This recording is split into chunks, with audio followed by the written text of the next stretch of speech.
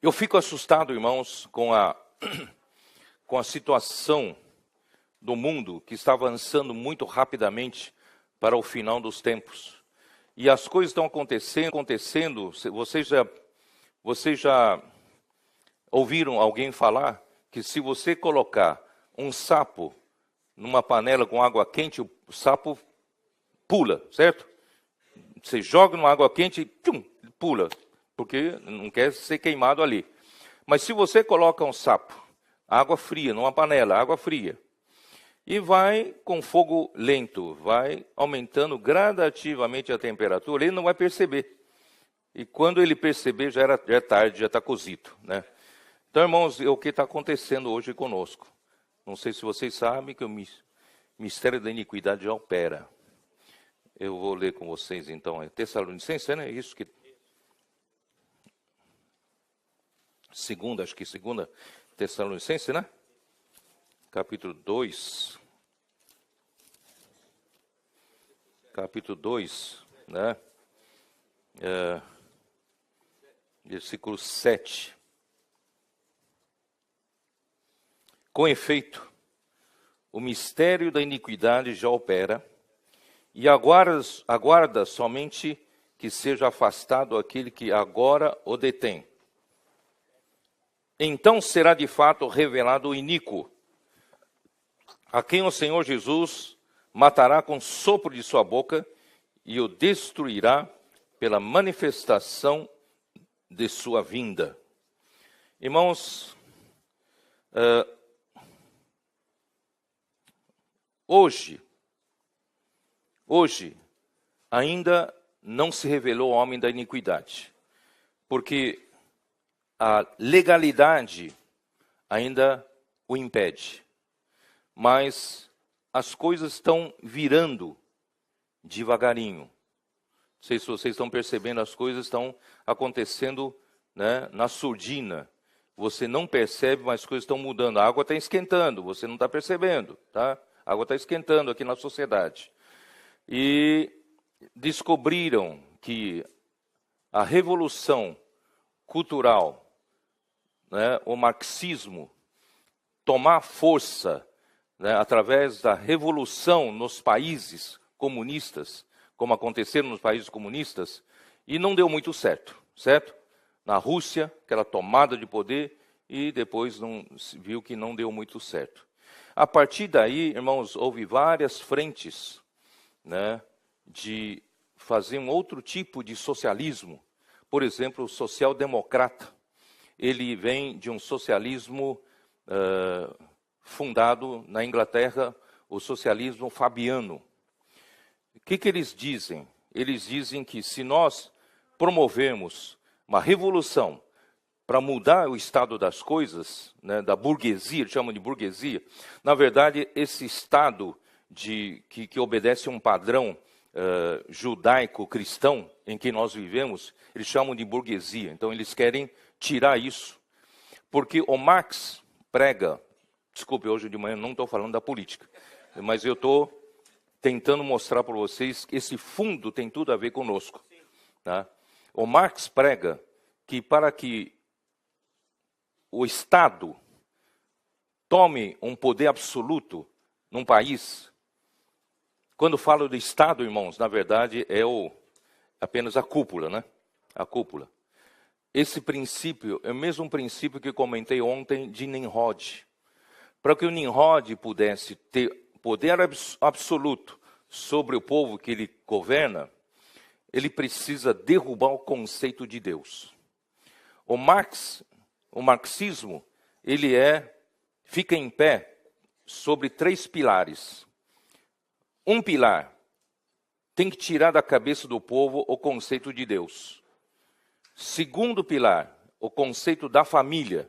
O homem não pode viver dedicando-se à família, tem que dedicar ao Estado. E a terceiro pilar seria a propriedade privada. Cada um não precisa, né, viver para adquirir mais bens, mais patrimônio e tal. Vamos trabalhar todos para o Estado. Então, são os princípios do marxismo. Tá? Mas viu-se que a revolução, né, através da revolução à mão armada, derrubando o governo e tal, isso não funcionou. Então, eles estão promovendo uma revolução surda, que devagar, lentamente, mudando os costumes do povo, tomando as instituições da burguesia, tais como a comunicação, cultura, educação, meios de comunicação, certo? A mídia. E, irmãos, isso hoje já é fato. Não sei se vocês sabem, né? Começou aqui na Europa e isso no Brasil, irmãos, isso é um fato já muito sedimentado. E pouco a pouco, irmãos, eles estão tornando o que era ilícito cada vez mais lícito, em nome de defender direitos da minoria. E em defesa do direito da minoria, está querendo impor como vive a minoria para a maioria. Não sei se vocês estão me entendendo o que eu quero dizer. Irmãos, isso significa o mistério da iniquidade já opera entre nós. Os seus filhos estão estudando nas escolas, daqui a pouco vão ser contra as suas ideias, porque eles recebem essa educação das escolas. A relação homoafetiva, eles vão ser a favor, você vai ser contra. Então vai ter... Por quê? Porque as coisas vêm vindo lá na escola, na mídia, na cultura, os artistas, todos eles defendem essa ideia. Isso é o marxismo cultural, que já está acontecendo nos diversos países, se não no mundo inteiro. Por isso, irmãos, que o Salomão falou que o amor, o Joaquim falou, o amor de muitos se esfriará, por causa dessa invasão surda e lenta, irmão, dessa mudança cultural, essa mudança de cabeça. Dali a pouco, irmãos, você vai ser marginalizado se não pensar como eles pensam. É isso que está acontecendo. E nós? Senhor Jesus. Por isso, vamos olhar primeiro como vêm as dores de parto, aqui está para dar à luz, e de nenhum modo escaparão. Por isso eu aproveito para alertar os jovens entre nós, que estão nas escolas já estão implantando essa ideia, né, esse pensamento, fazendo uma lavagem cerebral nas crianças, nos jovens. Nós precisamos, irmãos, fundamentar-nos na palavra de Deus. Leia a Bíblia, conheça o Senhor, conheça a palavra do Senhor, para você não ser levado de roldão. Nós não queremos ser a maioria que vai se esfriar com relação ao Senhor. Nós queremos ser aqueles irmãos que estão no centro da vontade de Deus, para executar a sua vontade. Senhor Jesus. Versículo 4. Mas vós, irmãos, não estáis em trevas, para que esse dia, como ladrão, vos apanhe de surpresa. Irmãos, vocês não estão nas trevas. Vocês têm a luz da candeia. Vocês têm a palavra profética. Valorize-a, rumine-a, aprofunde na palavra. Porque vós todos sois filhos da luz e filhos do dia. Nós não somos da noite, nem... Quem quiser conhecer um pouco mais do que eu falei, vocês podem depois no Google procurar o socialismo fabiano, né? E vocês também podem ler sobre Gramsci.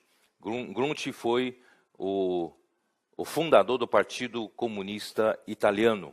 E ali ele explica, né, direitinho sobre o que eles pretendem fazer e já estão fazendo, né, nos diversos continentes. E mais, irmão, nós não somos da noite. Amém. Nós somos do dia. Ó Senhor Jesus. Por isso, irmãos, eu quero essa manhã compartilhar com vocês sobre os trabalhadores da 1ª hora. Vamos voltar para capítulo 20.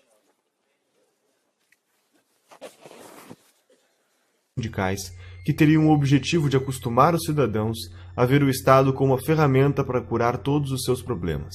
A igualdade idealizada se daria pelo governo, defendendo a saúde pública, o ensino gratuito e os princípios da justiça social, medidas que seriam pagas pela taxação progressiva do Estado sobre a sociedade. O crescimento gradual do Estado era inevitável e acabaria centralizando todas as decisões. Enquanto isso, na Alemanha, Karl Kautsky e Eduard Bernstein criam o Partido Socialista Alemão, entendendo que a social-democracia era o melhor meio para o comunismo. A social-democracia aponta a ação política como sendo mais eficiente do que a ação econômica, propondo assim a sobrevivência de um capitalismo debilitado. Como consequência, o Estado seria o agente da suposta transformação e libertação dos trabalhadores submissos a proprietários dos meios de produção, adicionando outras causas ao conceito de liberdade estabelecido na época: a liberdade de não ser discriminado e de não ser vítima de desigualdade econômica ou sociocultural.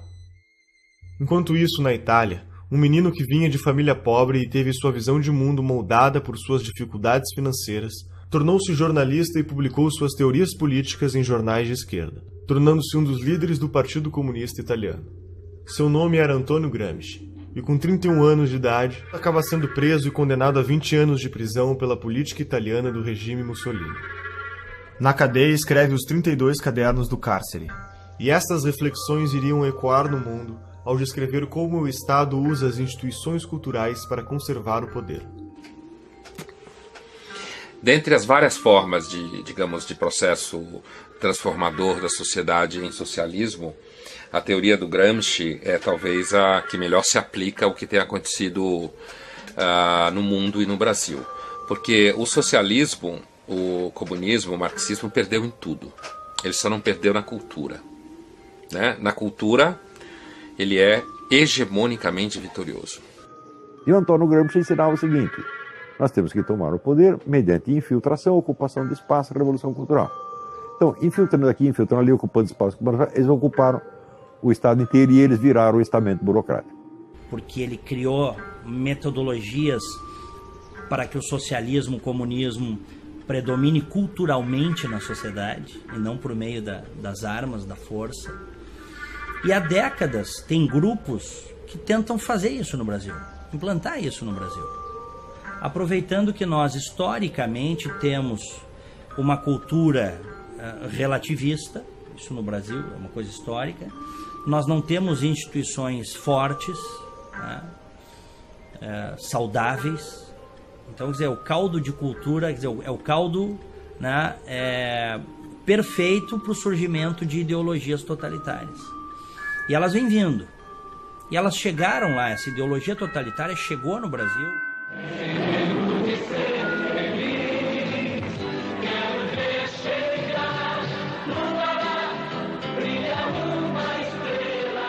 Para Gramsci, uma ditadura sem hegemonia cultural jamais resistiria por muito tempo, e este era o problema do regime stalinista, pois todos os aspectos culturais da sociedade, sua filosofia e sua literatura, formariam a superestrutura da sociedade que também devia ser derrubada.